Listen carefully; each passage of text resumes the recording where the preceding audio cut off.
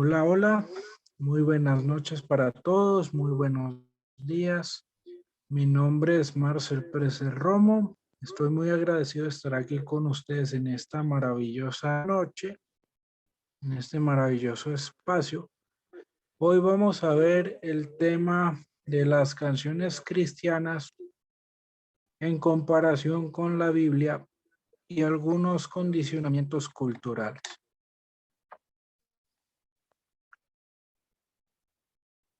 Vamos a ver en primera instancia cómo es que nosotros como seres humanos procesamos la información. El hombre y la mujer procesan las cosas de una manera diferente. El hombre tiene el hipotálamo más grande, por tanto, tiende a ser más impulsivo, más agresivo y no tiende a pensar demasiado las cosas a la hora de hacerlo. La mujer tiene el hipocampo más grande, por eso su centro emocional y su capacidad de recordar cosas es mucho más amplia y sus recuerdos se arraigan de una forma más profunda. El hombre tiene la capacidad de enfocarse en una sola cosa a la vez, mientras que la mujer tiene una visión panorámica de las cosas. Esto es porque a veces hay problemas de comunicación. Cuando el hombre está concentrado en una cosa, no se le puede informar sobre otra cosa que tenga que hacerse en ese momento, porque lo que va a suceder es que no va a procesar dos órdenes a la misma vez. Es por esto, querida mujer, que cuando tú hables con el hombre, tienes que hablarle de frente. Y si está mirando fútbol o si está ocupado, no interrumpirlo hasta que termine, porque no va a poder procesar la información. Bueno, ahora vamos a ver lo que son los paradigmas. Un paradigma es un constructo social o una ley interna que se va fabricando conforme nosotros vamos viviendo nuestra historia familiar, nuestra historia nacional y también conforme a las creencias que vamos asimilando a lo largo del tiempo. Entonces, si estas creencias son demasiado arraigadas, todo lo que tendamos a creer o pensar se convierte en una ley. Y en la medida en que vamos viviendo este recorrido por la vida, se convierte en una transparencia. ¿Qué es una transparencia? Es un acto o una serie de actos que nosotros realizamos de manera automática. Supongamos que tú vas caminando por la calle y vas hacia tu trabajo en una rutina natural y de repente viene un perro y se te aparece de frente y tú te asustas. Eso es una interrupción de la transparencia. Entonces, conforme a eso, tú tomas la decisión de estar tranquilo y procurar que el perro se calme y se vaya o salir corriendo. Entonces, esa es una situación de quiebre cuando yo tengo que decidir qué es lo que yo quiero hacer. Y a veces estos constructos de paradigmas son demasiado arraigados y es por esto que acostumbramos a vivir en un contexto muy limitado a veces, donde no se nos permite explorar otras opciones y nos acostumbramos a estar en una rutina. ¿Sí? Esto es lo que representa el pescadito que está aquí en la pecera. Es todo entorno social, cultural, laboral, donde nosotros vivimos rutinariamente y tenemos miedo de cambiarlo. ¿Por qué? Porque ya estamos acostumbrados. Eso también explica en parte porque hay gente que se irrita cuando yo publico cosas en este canal, porque eso hace parte de su estructura y cuando las estructuras mentales y espirituales se mueven, pues es un poco incómodo.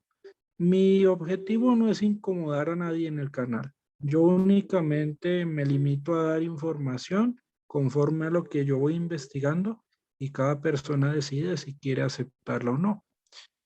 Entonces aquí el tiburón nos muestra un cambio de modelo mental, la necesidad de estar actualizándose y creciendo todo el tiempo. Entonces cuando uno se expone a una lectura, a un audio o entra en el contexto cultural de aquello que es original, uno puede aprender más cosas que en el propio entorno donde se encuentra. Todos los seres humanos somos susceptibles de cambio y muchas veces necesitamos esos cambios aunque sean dolorosos en algunos aspectos, ¿sí? Pero esto es esencial porque nos ayuda a crecer. Entonces, aquí yo voy a contestar una pregunta que a mí me hicieron por ahí en un comentario.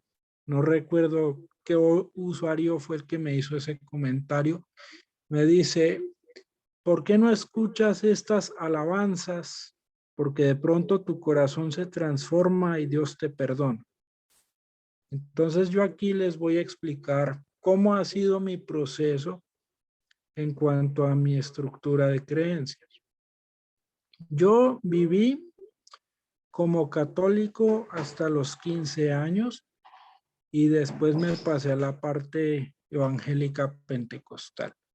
Entonces, como yo ya he estado en esos dos mundos, puedo hacer unas distinciones de más o menos cómo es que se predica aquí en Colombia. No sé cómo será en Argentina o en Chile, pero así es como lo vivimos aquí en algunas congregaciones. En el contexto pentecostal, usualmente se lee la Biblia en el culto, precedida por el pastor o por la mujer que es del pastor, y se hace un énfasis en la parte ética y en la parte de milagros. Se tiene una alta emocionalidad y hay algunos pastores que tienen alguna licenciatura en teología o algunos estudios bíblicos bien estructurados. Pero ¿cuál es el problema? Y esto aplica en general para muchas congregaciones. Como ellos no se han acercado a la lengua hebrea, pues hay muchos contenidos que están cortados de raíz o son mal interpretados o son limitados a un único campo específico. Y eso yo lo voy a ejemplificar en la expresión de una parábola que vamos a ver más adelante. Entonces, en la cuestión católica es un poquito diferente, pero tienen el mismo problema. ¿Cuál es el problema? Que no se acercaron a la raíz hebrea. La única excepción que se podría dar ahí es cuando los alejandrinos judíos trataron de traducir la Biblia Septuaginta y digamos que posiblemente no haya sido una traducción totalmente pura porque como son judíos helenizados, es muy posible que se hayan contaminado con algunas prácticas grecolatinas y esto ha hecho que las traducciones bíblicas no sean las más adecuadas tampoco, pero en comparación con una Biblia evangélica están un poquito mejor. No del todo, pero sí. Ahora, la diferencia que hay en la parte católica es que ellos están muy sumergidos en lo que tiene que ver con el catecismo, las encíclicas y los documentos que vienen del papado, que también tienen una estructura enfocada en el pensamiento latinoamericano, no propiamente en el hebreo, que es el lenguaje original, y esto hace que se den distintas interpretaciones en cuanto a la cuestión devocional, la cuestión moral, la cuestión ética que viene representada por muchos santos que han participado del fenómeno evangélico católico.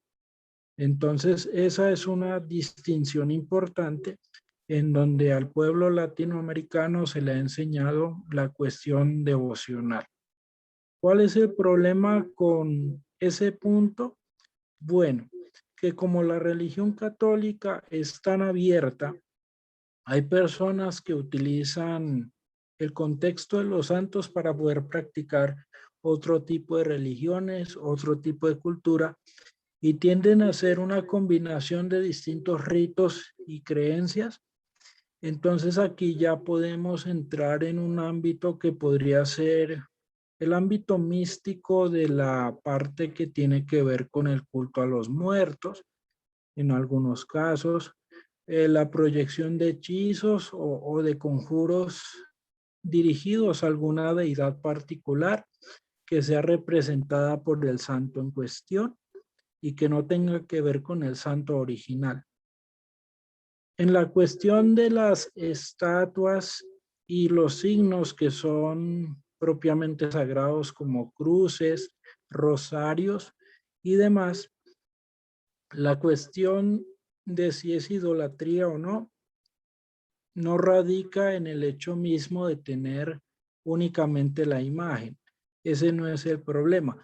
El problema reside en que como no se sabe cuál es el origen de esa imagen que a ti te han entregado o de qué mano ha venido o con qué energía se ha cargado, entonces ese es el inconveniente. Y en cuanto a la cuestión doctrinal, bueno, entre católicos y protestantes ha surgido un conflicto entre determinar si la Eucaristía es literal, o sea, si de verdad se come en el cuerpo de Cristo o es una cuestión simbólica, y la otra es si María subió o no subió al cielo. Para estas cuestiones hay que hacer un video aparte, pero para lo que nos compete, ese es el riesgo que se corre, que como yo no sé cuál es el origen de la imagen que a mí me están entregando o qué persona lo ha cargado, entonces es ahí donde yo puedo correr un riesgo porque los demonios normalmente no se inmutan ante ese tipo de cosas y ellos pueden asumir habitáculos, es decir, pueden meterse en objetos, pueden habitar en lugares y desde ahí pueden operar. Entonces, más adelante vamos a ver cómo es que ese proceso funciona. Ahora, lo que a mí me gusta, lo que yo creo y lo que me ha servido, yo sigo siendo evangélico, pero me estoy yendo mucho por las raíces judías porque, ¿qué veo aquí? Los judíos tienen la lengua original de la Biblia, tienen los distintos pactos, tienen tratados de ética como es el tratado del Pirkei Avot, que habla sobre la ética de los padres, enseñarle a trabajar a los hijos. Se crea una cultura de prosperidad en donde el dinero se utiliza como una herramienta para ayudar a los necesitados y para tener un servicio a Dios.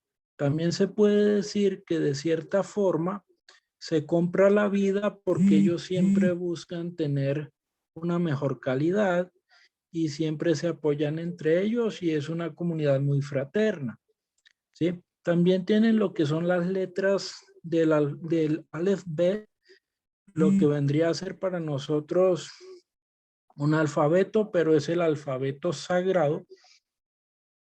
Y particularmente cuando se ora en hebreo o cuando se entiende el contexto original de la palabra, esto es algo que a los demonios no les gusta mucho.